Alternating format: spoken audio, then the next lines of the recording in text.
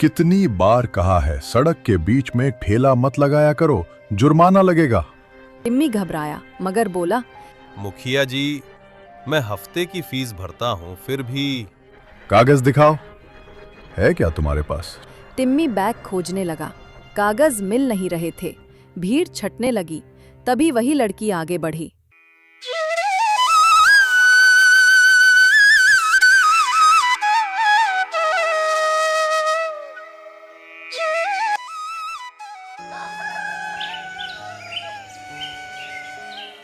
गांव के सबसे भीड़ भाड़ वाले चौराहे पर एक छोटा सा ठेला था, लाल रंग की तिरपाल से ढका हुआ, जिस पर हल्के टेढ़े मेढ़े अक्षरों में लिखा था, टिम्मी दा मोमो, गर्मा गर्म पहाड़ी मोमोज।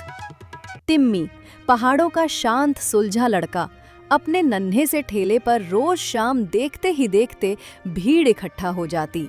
चेहरे पर हमेशा मुस्कान, हाथों में निपुणता और दिल में अपने गांव की यादें।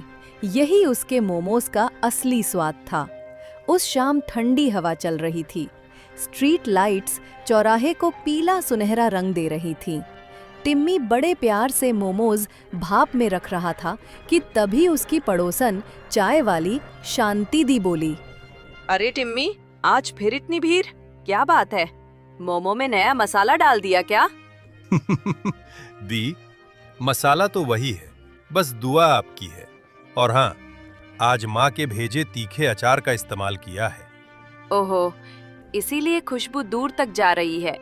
उसी समय कुछ गांव के लड़के आ पहुंचे। भैया, आज 2 प्लेट स्टीम्ड और 1 फ्राई कर दो जल्दी, क्लास के बाद भूख लगी है। बस 2 मिनट भाइयों, अभी गर्मा गर्म प्लेटें मिलेंगी। उसकी आवाज में एक अपनापन था, जैसे हर ग्राहक उसका कोई पुराना दोस्त हो। भीड़ के बीच एक लड़की धीरे धीरे आती दिखाई दी। दुबले पतले, बहुत ही थकी हुई, पर आंखों में थकावट मगर चेहरे पर उत्सुकता। ये पहाड़ी मोमोज हैं? हाँ दीदी, बिल्कुल पहाड़ी स्टाइल। आपने पहले खाए हैं? मैं नैनीताल से हूँ, पर यहाँ आने के बाद अच्छे मोमोज नहीं मिले कहीं भी। सुना है तुम्हारे दुकान के मोमोज असली स्वाद देते हैं। टिम्मी के हाथ थोड़ी देर के लिए रुक से गए। अपने पहाड़ की याद आते ही आंखें नरम हो जाती। आप नैनीताल से हैं? फिर तो आपको असली स्वाद का फर्क आज ही समझ आएगा। 1 प्लेट दे रहा हूँ, अचार भी जरूर चखिएगा। लड़की धीरे से मुस्कुराई।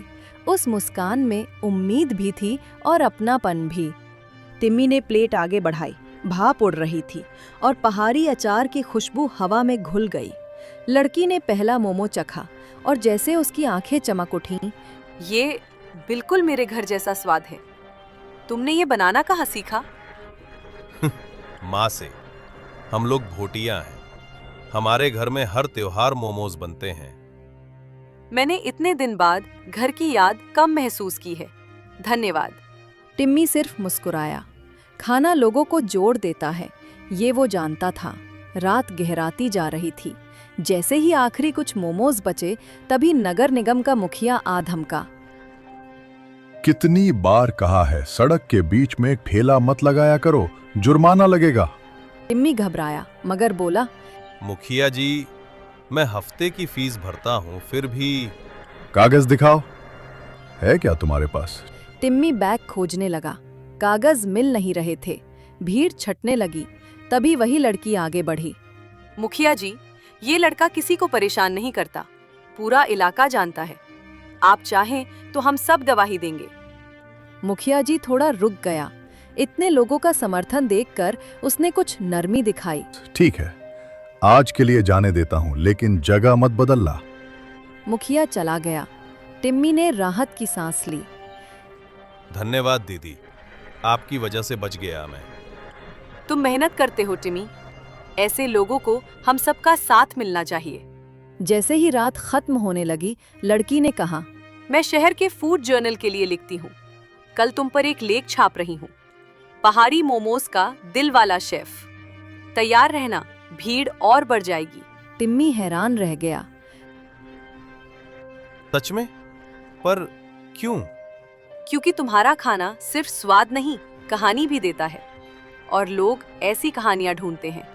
टिम्मी के आंखों में सपनों की चमक उतर आई। 1 साल बाद मोमोज वाला बन गया टिम्मी किचन। उस लेख के बाद टिम्मी के ठेले पर भीड़ दिन दुगनी बढ़ गई। बाद में उसे एक छोटा सा दुकान खोलने का मौका मिला। लकड़ी के बोर्ड पर लिखा था टिम्मी किचन, घर जैसा पहाड़ी स्वाद। दुकान के उद्घाटन पर वही लड़की आई जिसके लेख ने उसे पहचान दी थी। दीदी, अगर आपका साथ न मिलता तो शायद मैं आज भी ठेले पर ही होता। नहीं टिमी, ये तुम्हारी मेहनत का फल है। मैंने तो बस लोगों तक तुम्हारी कहानी पहुंचाई। टिम्मी ने दुकान का पहला मोमो उसी को खिलाया। ये पहले मोमो की प्लेट आपकी। मेरे सपने का पहला कदम भी आपने ही रखा था। लड़की ने मोमो लिया और मुस्कुराते हुए बोली, पहाड़ी स्वाद और पहाड़ी दिल, दोनों बेमिसाल। टिम्मी का मोमोज वाला ठेला अब दुकान बन चुका था, मगर उसकी नम्रता, उसका पहाड़ी स्वाद और उसके दिल की गर्माहट आज भी वही थी। लोग कहते थे टिम्मी के मोमोज में सिर्फ स्वाद नहीं, प्यार भी है।